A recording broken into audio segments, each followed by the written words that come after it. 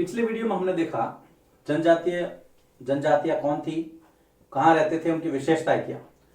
अब जनजातीय लोग कौन थे का मतलब है कि कौन कौन से समुदाय थे जो जनजातियों में शामिल थे। तो देखिए, इनके बारे में कुछ जानकारी इतनी ज्यादा पुख्ता है नहीं, लिखित स्रोत बहुत कम है, इसलिए हम कह सकते हैं कि इनके बारे में लिखित जानकारी का अभाव है।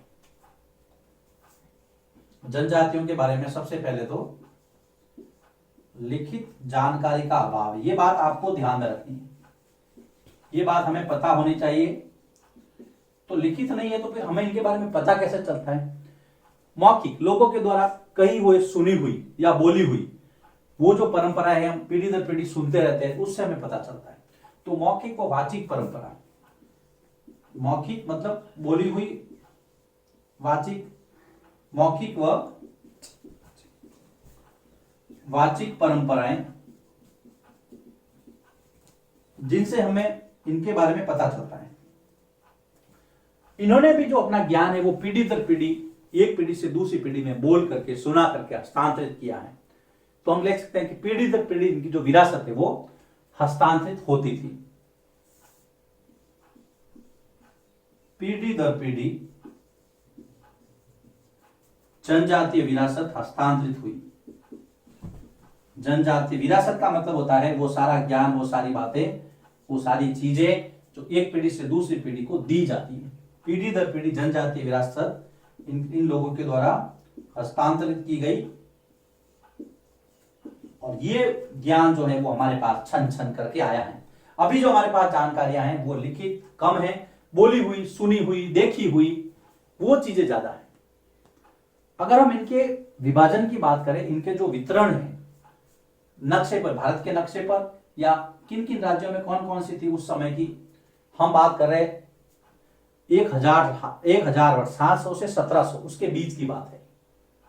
सबसे पहले पंजाब से शुरू करते हैं। आधुनिक पंजाब, पाकिस्तान का पंजाब भी उस समय शामिल था, अफगानिस्तान से लगती हुई सीमाएं थी। तो पंजाब के अंदर दो जनजातियां, हम एक सूची बनाएंगे। पंजाब के अंदर एक तो खोखर जनजाति और एक गख्खर, ये दो जनजातियां थी।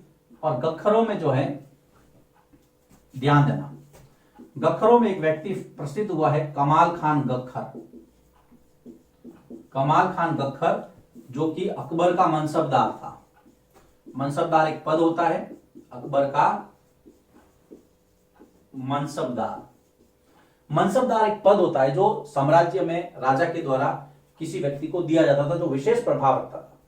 इससे आप समझ सकते हैं कि अकबर जैसा व्यक्ति, जो कि अच्छे राजाओं में कुशल प्रशासकों में उसकी गिनती होती थी, उसने कमाल खान गख्खर को अपने यहां पर पद दिया था। तो कह सकते हैं कि ये जो जनजातियां थी उसका कभी कभी राजाओं पर भी प्रभाव होता था, बहुत फायदेमंद होती थी, क्योंकि ये ऐसे जगहों की जानकारी रखती थी जहां की जानकारी आम आदमी को नहीं होती थी। तो पंजाब में दो जनजातियां, खोखर और गख्खर। उसके बाद हम चलते हैं मुल्तान और सिंध, ये भी अफगानिस्तान से लगते हुए इलाके हैं। मुल्तान तथा सिंध, मुल्तान और सिंध के अंदर जो जनजातियों जिनका नाम आता है वो है लंगा, अरगुन और बलोच। जैसलमेर में आज भी जो लंगा जनजाति है, लंगा, अरगुन और बलोच, बलूचिस्तान पाकिस्तान के अंदर मुख्य रूप से आज भी निवास करते हैं। समय के साथ में बदलाव हो गया, लेकिन बलोच मुल्तान और सिंध का जो लगता इलाका था वो वहां पे थी। फिर हम बात करते हैं पश्चिमी हिमालय में। पश्चिमी हिमालय में जो गड्डी गडरिया, भेड़ों को पालने वाले, पश्चिमी हिमालय, पश्चिमी हिमालय, हम सूची बना रहे हैं, आपको भी सूची बनानी है। पूछ सकते हैं कौन सी जनजाति कहां पे निवास करती है। ये गड्डी गडरिया जो कि भेड़ों को पालते हैं, गड्डी जनजाति, वो है पश्चिमी हिमालय के अंदर। उसके बाद में हम बात करते हैं उत्तर पूर्व भारत की, और नॉर्थ ईस्ट जिसको आप बोलते हैं, वहां पर नागा और अहोम। उत्तर पूर्व भारत, नॉर्थ ईस्ट, उत्तर पूर्व भारत में नागा तथा अहोम जनजाति। ये लिस्ट बनानी है आपको, सूची बनानी है। सूची बना करके इसको ध्यान से याद भी करना है, लिखना भी है। उसके बाद में हम बात करते हैं बिहार और झारखंड की, तो वहां पर एक बहुत प्रचलित जनजाति थी चेर, बिहार तथा झारखंड। और यहां पर चेरों का सामना मुगलों से हुआ। चेर जनजाति, याद रखना, चेर बहुत लड़ाकू और स्वाभिमानी। तो वैसे जनजातियों की विशेषता थी वो स्वाभिमानी थी, इसीलिए वो किसी के संपर्क में आने से खुद को दूर रखती थी किसी के संपर्क में आने से। 1591 में मान सिंह ने इनको परास्त किया था। राजा मान सिंह आमेर के शासक थे और मुगलों की सेवा में थे।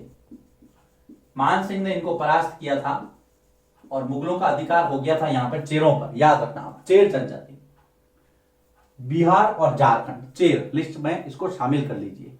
उसके बाद में हम बात करते हैं मुंडा और संथाल, तो उड़ीसा और बिहार।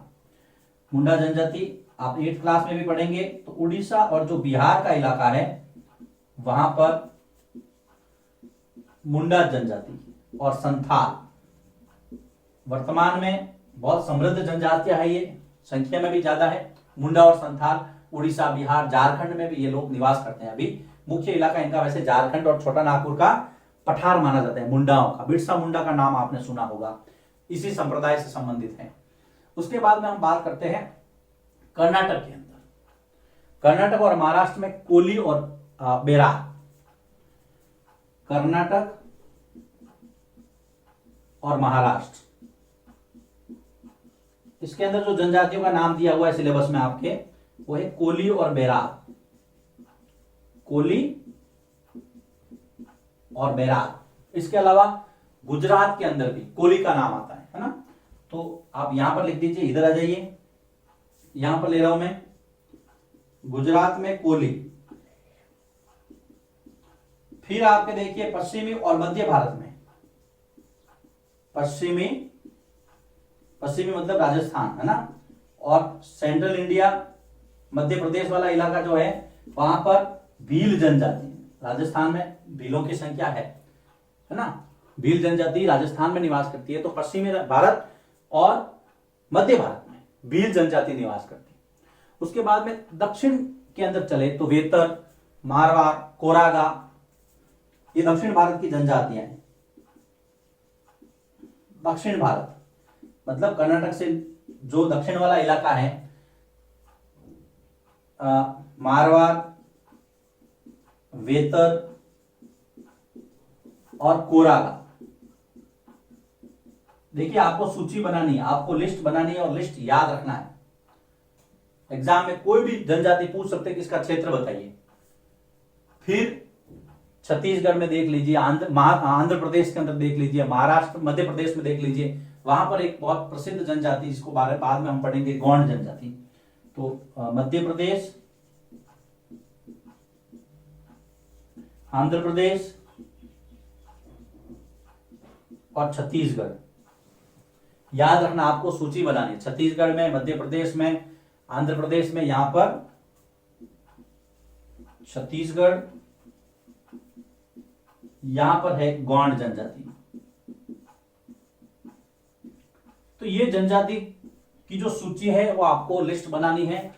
टॉपिक ये था कि जनजातीय लोग कौन थे। तो हमने ये देखा कि भी इनके बारे में लिखित जानकारी का तो अभाव है, लेकिन मौखिक परंपरा है और इनकी जो परंपरा है वो पीढ़ी दर पीढ़ी आगे से आगे बढ़ी है। फिर हमने एक लिस्ट निकाली इनकी, कौन से क्षेत्र में कौन कौन सी जनजातियां निवास करती हैं। हमने पंजाब से शुरू किया था, है ना, खोकर जनजाति उसमें, और गख्खर, तो कमाल खान गख्खर का नाम याद रखेंगे आप। मुल्तान और सिंध का इलाका, पश्चिमी हिमालय, उत्तर पूर्वी भारत, बिहार, झारखंड, उड़ीसा, बिहार, कर्नाटक, महाराष्ट्र, मध्य प्रदेश, आंध्र प्रदेश वाला इलाका, गुजरात, पश्चिमी भारत, भील जनजाति और दक्षिण भारत। तो बेटा ये आपको सब लिस्ट बनानी और याद रखना। इसमें से देखिए उत्तर पूर्व में नागा, अहोम इंपॉर्टेंट है। फिर मुंडा, संथाल, गोंडों के बारे में हम पढ़ेंगे, है ना। फिर आपके जो भील हैं बहुत कम जगह है, पश्चिमी और मध्य भारत में है, दक्षिण भारत में। सब याद रखने, आपको सूची बनानी, सूची बना करके आपको इसको बहुत ढंग से देखना है। मैप के अंदर भी इनको सजाना है। एक मैप हम अलग से देंगे इसका वीडियो में। चलिए लिखिए इसको, फिर हम आगे बढ़ते हैं।